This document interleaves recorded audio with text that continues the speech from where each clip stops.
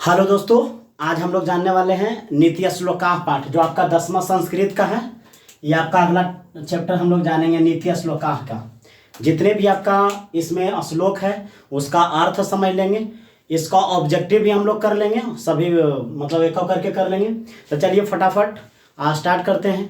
यदि जो आप इस चैनल पर नया हैं तो आप इस चैनल को सब्सक्राइब कर लीजिएगा, शेयर कर दीजिए और लाइक कर दीजिएगा। यदि किसमें आपको किसी प्रकार की कोई दिक्कत होगा तो आप इसमें सजेस्ट जरूर कीजिएगा। आप कमेंट बॉक्स है, आप उसमें जाइए और आप लिखिएगा, परेशानी प्रॉब्लम लिखिएगा। यदि अच्छा लगेगा तो वो भी लिखिएगा। चलिए शुरू करते हैं। तो सबसे पहले हम जानते हैं कि नीति श्लोकाह पाठ जो है पूछेगा कि कहाँ से लिया गया है, किस ग्रंथ से लिया गया है। तो ये जो आपका लिया गया है विदुर नीति, जो आपका विदुर नीति है उस ग्रंथ से लिया गया है। तो नीति श्लोकाह पाठ जो है आपका विदुर नीति ग्रंथ से लिया गया है। विदुर नीति के मतलब क्या होता है, जो धृतराष्ट्र, महाभारत सुने होंगे, महाभारत के जो आपका धृतराष्ट्र जो उसका मंत्री था और उसका नाम था विदुर, काफी विद्वान था, उसको महात्मा विदुर भी कहा जाता था। वहीं से ही आपका क्या है मतलब महात्मा विदुर जो थे और वही लिखे हैं इस ग्रंथ को, विदुर नीति ग्रंथ को। विदुर के नीति यानी उसमें जितना भी उनका पॉलिसी है, नीति है, उसका सारा वर्णन है उसमें।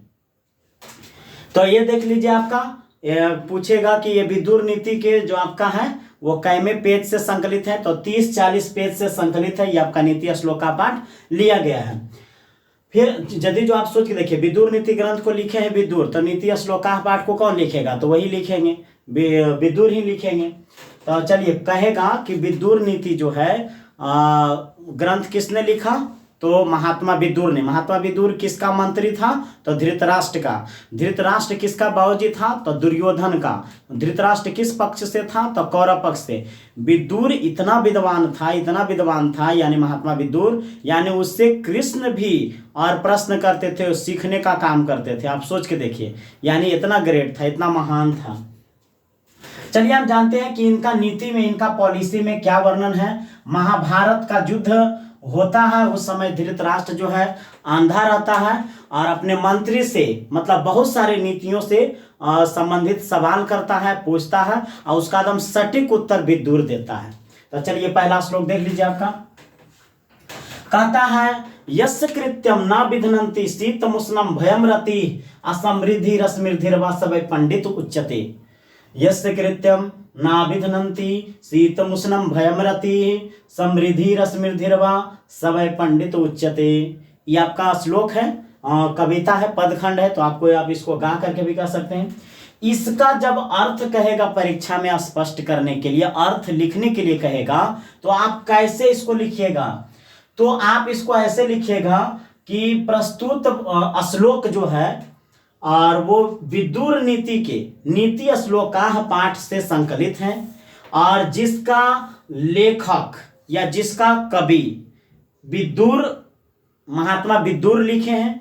और इन श्लोक के माध्यम से और लेखक ने यह बतलाए हैं कि जिसको करने में ना कोई विघ्न होता है, जो कोई इंसान को कोई भी काम करने में, जो भी किसी इंसान हो, जो भी कोई व्यक्ति हो, उसको करने में किसी प्रकार के कोई बाधा नहीं हो, कोई भी काम करने में उसको कोई बाधा नहीं हो, कोई ठंड नहीं हो, कोई गर्मी नहीं हो, कोई भय नहीं हो, कहता है कोई आनंद भी नहीं हो, ना तो वो गरीब देखता है ना तो वो अमीर देखता है, यानी ना तो वो समृद्ध देखता है ना तो वो असमृद्धि को देखता है। यदि जो ये सबन किसी भी काम को करने में यदि जो उसको कोई डर नहीं है, कोई भय नहीं है, ठंडा को ठंडा नहीं देखता है, गर्मी को गर्मी नहीं देखता है, मतलब वो अमीरी गरीबी कुछ नहीं देखता है किसी भी काम को करने में, तो वैसे पुरुष को नीति शास्त्र में कहा गया है कि वो पुरुष पंडित है। यानी आप जब पढ़ाई करते हैं ना, तो ठंड के दिनों में आप कहते हैं ठंडा लगता है।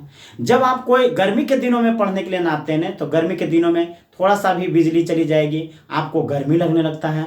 गर्मी में आप पढ़ नहीं सकते हैं, कहते हैं कि जिएंगे तो बहुत कुछ कर लेंगे, आपका ऐसा मानना है। लेकिन जिसके अंदर जो होता है ना जुनून, कौन कहता है कि ऐसा कहा जाता है कि कौन कहता है कि गर्मी मई जून में होता है, कौन कहता है कि गर्मी मई जून में होता है।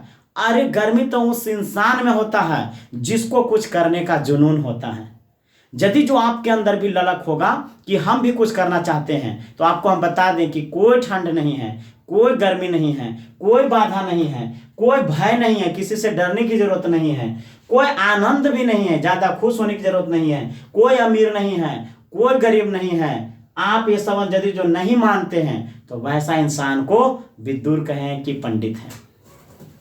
चलिए, तो आपको समझ में आ गया होगा। तो इसको कैसे लिखना है? प्रस्तुत श्लोक विदुर नीति ग्रंथ से लिया गया है, जिसके कवि जो है कौन है? मतलब विदुर मंत्री विदुर है। इन पंक्तियों के माध्यम से और कवि ने यह बतलाए हैं कि कोई भी व्यक्ति को जिसको करने में कोई बाधा नहीं होता है, कोई ठंड नहीं होता है, कोई गर्मी नहीं होता है, कोई भय नहीं होता है, कोई आनंद नहीं होता है, कोई अमीरी नहीं होता है, कोई गरीबी नहीं होता है, वैसे इंसान को पंडित कहा गया है। चलिए आगे आते हैं। दूसरा श्लोक को भी यही कहेंगे कि प्रस्तुत श्लोक जो है आपका विदुर नीति ग्रंथ से लिया गया है, जिसके कवि कौन है? विदुर नीति है। इतना आपको लिखना है आपका एग्जामिनेशन में, ताकि आपको अच्छा लगेगा कि हाँ ये कहाँ, जैसे आप लोग व्याख्या नहीं करते हैं उसी ढंग से लिखना है। ये प्रस्तुत श्लोक जो है आपका, आप लिखिएगा कि जैसे संस्कृत के द्वितीय भाग, ऐसे भी दे सकते हैं, संस्कृत के द्वितीय भाग के नीति श्लोक का पाठ से लिया गया है, जिसके कवि कौन है? महात्मा विदुर हैं। इन पंक्तियों के माध्यम से और कवि ने यह बतलाया है कि आप देख लीजिए, सभी प्राणियों के रहस्य को जानने वाला, आप देख सकते हैं, कहता है तत्वज्ञ सर्वभूतानाम योग्य सर्वकर्माणाम, कहता है तत्वज्ञ सर्वभूतानाम योग्य कर्माणाम उपायज्ञो मनुष्यानाम नरः पंडित उच्यते। कहता है तत्वज्ञ सर्वभूतानाम योग्य कर्माणाम उपायज्ञो मनुष्यानाम नरः पंडित उच्यते। तो आपको क्या करना है? सभी प्राणियों के रहस्य को जानने वाला, यानी सभी प्राणियों के रहस्य को जानने वाला, सभी प्रकार के कार्यों के तरीका को जानने वाला, सभी प्राणियों के रहस्य जो आपका गूढ़ ज्ञान होता है उसको जानने वाला, तो सभी प्राणियों के रहस्य को जानने वाला, सभी प्रकार के कार्यों के तरीका को जानने वाला, सभी प्रकार के कार्यों के तरीका को जानने वाला, जिसको हम कौशल कहते हैं। कौशल मतलब नए नए तरीकों से कार्य करने की प्रक्रिया को कौशल कहते हैं। और व्यक्ति का जो होता है ना, जब शिक्षा की कमी रहता है ना, तो उसको कौशल का विकास नहीं हो पाता है, उसका कौशल डेवलपमेंट नहीं हो पाता है। यानी नए नए किसी भी काम को नए नए ढंग से, नए नए तरीके से काम करने के लिए उसको नहीं आता है, उसको परेशानी हो जाता है। तो आप देख सकते हैं, तो कहेगा सभी प्राणियों के रहस्य को जानने वाला, सभी प्रकार के कार्यों के तरीका को जानने वाला, कहता है सभी मनुष्य को उपाय को जानने वाला। नर जो होता है ना, कहता है पंडित है, यानी पंडित कहलाता है। इसलिए श्लोक में कहा तत्वज्ञ सर्वभूतानाम योग्य सर्वकर्माणाम, तत्वज्ञ सर्वभूतानाम योग्य सर्वकर्माणाम, कहता है सभी प्राणियों के रहस्य को जानने वाला, सभी प्रकार के कार्यों के तरीका को जानने वाला, सभी मनुष्यों को उपाय को जानने वाला नर क्या है? आपका पंडित है। अगला श्लोक में फिर से वही कहेंगे कि वैसा ही आपको बताना है। प्रस्तुत श्लोक जो है और वही करना है, द्वितीय भाग जो आपका संस्कृत का द्वितीय भाग है, उसको आपको क्या करना है? द्वितीय भाग और के नीति श्लोका पाठ से लिया गया है, जिसके कवि कौन है? महात्मा विदुर है। इन पंक्तियों के माध्यम से क्या बतलाए हैं? अनाहूतः प्रविष्टि अपृष्टो बहुभासते अविश्वस्ते विश्वसीति मूढ़ चेता नराधमः। देख लीजिए आपका इसमें क्या? अनाहूता प्रविष्टि, कहता वैसा व्यक्ति, वैसा इंसान जो बिना बुलाए हुए आ जाता है, बिना बुलाए हुए आ जाता। अनाहूता प्रविष्टि मतलब बिना बुलाए हुए प्रवेश कर जाता है। अनाहूता अपृष्टो बहुभाषते, बिना पूछे हुए, बिना बोले हुए, उससे कुछ बिना कहे हुए वो बहुत बोलता है। तो आपको वैसा व्यक्ति जो बिना बुलाए आता हो, कहता बिना पूछे हुए बोलता हो, और ना विश्वन कहता अविश्वस्ते विश्वसीति मूढ़ चेता नराधमा, कहता ना विश्वास करने वाले लोगों पर वो क्या करता हो? विश्वास करता हो। कहता है वह मनुष्यों में नीच है, हुड़ुक है, गधा है, चौपट है, मूर्ख हृदय वाला है। ऐसा विदुर कहते हैं अपना नीति में। कहते हैं कि वैसा व्यक्ति जो बिना बुलाए हुए प्रवेश, कहेगा कि बिना बुलाए हुए कौन प्रवेश करता है? तो वही हुड़ुक मतलब मूर्ख। बिना पूछे हुए कौन बोलता है? वही मूर्ख, गधा। कहता नहीं विश्वास करने वाले लोगों पर, और जो विश्वास करता है अविश्वसनीय लोगों पर जो विश्वास करता है वो मूर्ख क्या कहलाता है? तो मूर्ख कहलाता है। यहाँ पर से सभी उपायों को जानने वाला पुरुष क्या कहलाता है? तो पंडित। सभी प्राणियों के रहस्य को जानने वाला क्या कहलाता है? तो पंडित। ये आपको आंसर करना है। उसके बाद में कहता है जिसको पास कोई शीत गर्मी भय नहीं होता है वह पुरुष क्या कहलाता है? तो पंडित कहलाता है। अगला श्लोक में देखते हैं, कहता है एको धर्म परम श्रेय क्षमैका शांति रुक्तमा विद्या का परमा त्रिपति ही अहिंसा का सुखावह। एको धर्म परम श्रेय क्षमैका शांति रुक्तमा विद्या का परमा त्रिपति ही अहिंसा का सुखावह। एक ही धर्म सर्वश्रेष्ठ है। एक ही धर्म क्या है? सर्वश्रेष्ठ है। एक क्षमा उत्तम शांति है। कहता है एक ही धर्म सर्वश्रेष्ठ है। तो धर्म क्या है? सर्वश्रेष्ठ है, यानी सत्य के द्वारा धर्म की रक्षा होती है। अभी हम श्लोक में बताएंगे, इसी में बताएंगे। तो कहता एक ही कहता है कि एक ही, कहता एको धर्म, एक ही धर्म सर्वश्रेष्ठ है। जब धर्म लिखाएगा एक ही धर्म सर्वश्रेष्ठ है, यानी धर्म सर्वश्रेष्ठ है। कहता है एक क्षमा उत्तम शांति है। कहता यदि जो आप क्षमा मांग लेते हैं न, या किसी को क्षमा कर देते हैं न, तो आपका उत्तम शांति होगा। यदि जो आपको कोई दूगो गाली दिया, आप सोच के देखिए, दूगो गाली दिया और दूगो गाली देने के बाद आप उसको क्षमा कर देते हैं, फॉरगिव, माफ कर दीजिए उसको। यदि आप माफ कर दीजिएगा तो आपको समझ जानते हैं आपका जीवन में एकदम शांति आएगा। क्यों? क्योंकि लड़ाई झगड़ा नहीं होगा, आपको बहुत सुकून मिलेगा। तो ये चीज भी होता है। तो ये कहीं धर्म सर्वश्रेष्ठ है और एक क्षमा क्या है? उत्तम शांति है। एक क्षमा क्या है? उत्तम शांति है।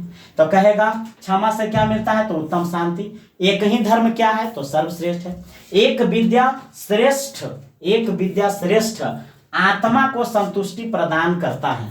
एक विद्या श्रेष्ठ आत्मा को संतुष्टि प्रदान करता है, यानी कि विद्या भी क्या है?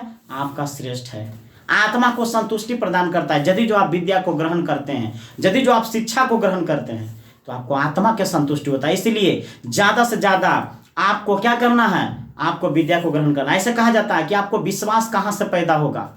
पहला विश्वास खुद से होता है पैदा, दूसरा आपको किसी से सुन करके होता है पैदा विश्वास, और तीसरा एजुकेशन से होता है। आपको जितना आप शिक्षा को ग्रहण कीजिएगा उतना ही आपको क्या आएगा? विश्वास आएगा।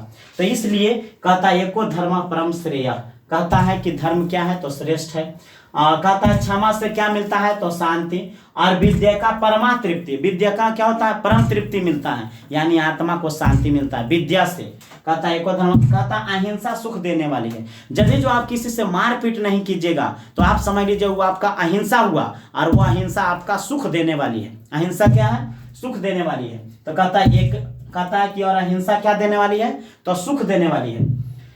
चलिए ये आपका हो गया श्लोक। तो इसको भी आपको ऐसा ही लिखना है कि प्रस्तुत श्लोक जो है 10वीं वर्ग जो आपका संस्कृत है भाग 2 के नीति श्लोका शीर्षक पाठ से लिया गया है, जिसके और कवि कौन है? महात्मा विदुर हैं। इन पंक्तियों के माध्यम से यह बतलाया गया कि एक ही धर्म सर्वश्रेष्ठ है, एक ही क्षमा उत्तम शांति है, एक विद्या श्रेष्ठ आत्मा को संतुष्टि प्रदान करता है, और अहिंसा से क्या मिलता है? तो सुख मिलता है। जैसे गांधी जी बहुत सारा थे हमारा देश में, यानी अहिंसावादी, और जिससे उन्होंने क्या किया? अपने आत्मा को शांति मिला। उसको अहिंसा से क्या मिलता है? शांति। अगला श्लोक क्या कह रहा? कहता त्रिविधम नरकस्येदम द्वारम, त्रिविधम नरकस्येदम द्वारम। कहता है नरक के 3 द्वार हैं। त्रिविधम नरकस्येदम द्वारम नाशनमात्मनः कामः क्रोधस्थता लोभस्त अस्मादेतत् त्रयम त्यजेत। कितना लोगों को संस्कृत ही नहीं पढ़ने के लिए आता है, यानी आपको एकदम पूरा बेटक्का से पढ़ना है, एकदम बिल्कुल फाड़ू जैसा। देखिए त्रिविधम नरकस्येदम द्वारम नाशनमात्मनः कामः क्रोधस्थता लोभस्त अस्मादेतत् त्रयम त्यजेत।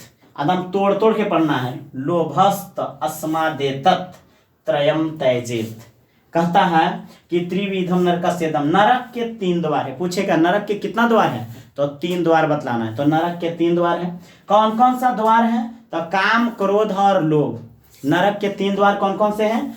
तो 3 द्वार हैं। और वो कौन कौन से द्वार हैं? तो काम क्रोध और लोभ हैं। काम क्रोध और लोभ हैं। तो नरक के 3 द्वार है, काम क्रोध और लोभ। अब काम मतलब जानते हैं क्या होता है? काम के मतलब ये होता है कि जो दिन भर इधर उधर जो लड़का इधर उधर घूमते रहता है, और मतलब कि मतलब काम वासना मतलब आप समझिएगा निगेटिव थॉट्स, निगेटिव नजरिया होता है उसका, इधर लड़की पटा रहा है, उधर लड़की एक लड़का पटा रहा है, तो ये सबन आप देखिएगा जहाँ कहीं पर भी देखिएगा लड़की एकदम तुरंत एकदम चक्कर पकड़ करना शुरू हो जाएगा।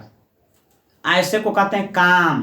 काम मतलब नरक के द्वार है, समझिए वो नरक में जाएगा वो आदमी, यानी वो कम ही उम्र में बिगड़ जाएगा वो। इसलिए जैसे क्या होता है ना कि काम के मतलब वही होता है, यानी कि निगेटिव थॉट्स को रखना, विचार को देखना। आप सोच के देखिए कहीं पर मेला जा रहा है, तो देखिए मेला जाएगा तो ऐसे झूठा मुठा के किसी दूसरा महिला से, किसी दूसरा लड़के से टकरार बोलेगा मेला में और कहेगा भीड़ है, तो देखिए वो सबन क्या है, आपका काम है। नरक के 3 द्वार में एक काम वो भी आता है, तो उससे बच करके रहना चाहिए। उसको निगेटिव नज़रिया नहीं रखना चाहिए, पॉजिटिव नज़रिया को काम कहा जाता है। क्रोध के मतलब क्या हुआ, आपके अंदर गुस्सा नहीं आना चाहिए। जहाँ गुस्सा आएगा तो फिर गड़बड़ हो जाएगा, यानी गुस्सा नहीं होना चाहिए, गुस्सा आएगा तो गड़बड़ होगा। इसलिए कहता है नरक के 3 द्वार है, काम, क्रोध और लोभ। आपको लोभ नहीं करना चाहिए, लोभ जहाँ कीजिएगा तो वो भी समझिए नरक के द्वार में आएगा। नरक मतलब आप समझिएगा हम लोग भी नरक में हैं, कौन स्वर्ग में जाता है कौन नरक में जाता है ये हम लोगों को थोड़ी ना पता होता है कि कौन स्वर्ग में जाएगा कौन नरक में। लेकिन हाँ, यहाँ पर हमको पृथ्वी पर रह रहे हैं तो पता चल रहा है, यानी वैसी जगह, वैसा स्थान जहाँ पर एक मनुष्य दूसरे मनुष्य को देख करके जलता हो, एक मनुष्य काफ़ी लोभी होता हो, एक मनुष्य जिसके अंदर काम वासना हो, वही निगेटिव नज़रिया काम, वही काम जिसके बारे में बोल रहे हैं। यानी हर आज देख रहे होंगे कि ज़्यादा से ज़्यादा वही सब वर्णन है। यदि जो कोई आदमी को यदि जो जलन होता है और यदि जो उसको ऐसे नहीं गिरा पाता है तो उसको क्या करेगा, उसका इज्जत को उछाल करके नीचा गिराने का प्रयास करता है। आज वर्तमान में आदमी ऐसा भी होता है, अगल बगल के लोग, आपका दोस्त यार यदि जो उससे नहीं पारेगा कि आपको बढ़ रहा है तो आपसे जलनशीलता होगा, तो आपको इज्जत को उछालेगा, आपके बारे में बुराई शिकायत झूठ मूठ करके इधर उधर फैलाएगा ताकि वो नीचा गिर जाए। उसको हे दृष्टि से देखेगा, हमको इज्जत मिलेगा, उसको मतलब बेइज्जत होगा। ये समन भी करके लोग नीचा गिराने का प्रयास करते हैं। तो जलन भावना होता है, लोग एक दूसरे को बुराई शिकायत करते हैं। अब अच्छे आदमी जो होता है इस कभी नहीं किसी का बुराई शिकायत नहीं करते हैं, लोभ नहीं करते हैं, ये सब नहीं होता है। तो नरक के 3 द्वार पूछेगा, काम, क्रोध और लोभ है। और कहता है और दूसरे कहता है कि और इससे आत्मा नष्ट हो जाती है, इसलिए इन तीनों को छोड़ देना चाहिए। कहता है यदि जो राक्षसपन जिस इंसान के अंदर समा गया तो कौची हो जाता है, कहता है कि इससे आत्मा नष्ट हो जाती है और इसलिए इन तीनों को छोड़ देना चाहिए। इन तीनों को क्या कर देना चाहिए, छोड़ देना चाहिए। तो इस प्रकार से आप देख लीजिए आपका नीति श्लोक के कितना श्लोक हमने वर्णन किया, 1 2 3 और 4, और ये देखिए आपका 5 श्लोक का वर्णन किया गया है। इसमें नीति श्लोका में पूछेगा कितना श्लोक है टोटल, तो आपका 10 श्लोक है।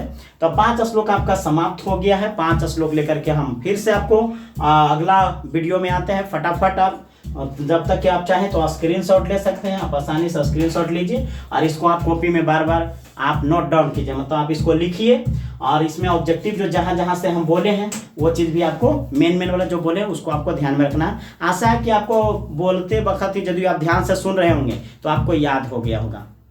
तो चलिए ठीक है, जब तक कि आप हंसते रहिए, मुस्कुराते रहिए, आप गर्मी के मजा लेते रहिए और देखते रहिए आपका लक्ष्य एजुकेशन जो आपका अपना चैनल है। आप लाइक करिए, सब्सक्राइब कर दीजिएगा और ज़्यादा से ज़्यादा शेयर कर दीजिएगा ताकि और भी बच्चों को मतलब कि इसको पढ़ने का मौका मिलेगा। और जिसको संस्कृत नहीं पढ़ने के लिए आता है, हम देखें कैसे पढ़ते हैं और वो आपको बार बार रिपीट करके पढ़ना है कि हमने कैसे पढ़ा किसी भी हार्ड से हार्ड वर्ड को। जैसे हमने एको धर्म परम श्रेयः क्षमय का शांति रुक्तमा विद्या का परमा त्रिपति अहिंसा का सुखावह। देखिए हम कितना ढंग से पढ़ें। अब जो बच्चा के हिंदी भी नहीं पढ़ने के लिए आता होगा तो आप सोच के देखिए टोहिया के पढ़ेगा तो इसमें गड़बड़ होगा। चलिए तो हंसते रहिए, मुस्कुराते रहिए और देखते रहिए लक्ष्य एजुकेशन। आपको मिलते हैं आपको नेक्स्ट वीडियो में फिर अगला ये 5 श्लोक लेकर के। जब तक के जय हिंद, बाय बाय, टाटा।